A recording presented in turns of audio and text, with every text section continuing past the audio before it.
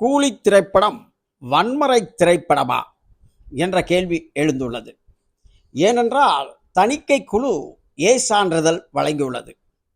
இதையடுத்து இந்த படம் வன்முறை படம் என்றும் கிட்டத்தட்ட 18 வயதுக்கு குறைந்தவர்களுக்கு அனுமதி கிடையாது என்றும் இந்த ஏ சர்டிஃபிகேட் சட்டம் சொல்கிறது. இச்சூழலில் கோயம்புத்தூரில் ஒரு மாலில் சிறுவர்களுக்கு அனுமதி மறுப்பு. இதையடுத்து ரசிகர்கள் திரையரங்கில் மோதல்.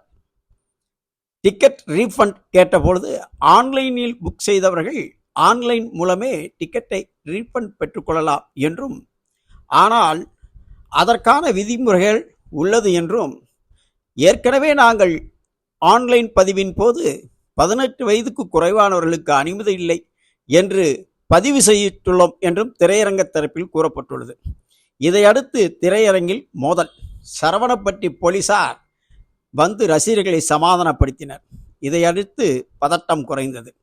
கூலி படத்திற்கு 18 வயதுக்கு குறைவானவர்களுக்கு அனுமதி மறுப்பு கோவையில் பெரும் பரபரப்பை ஏற்படுத்தியுள்ளது.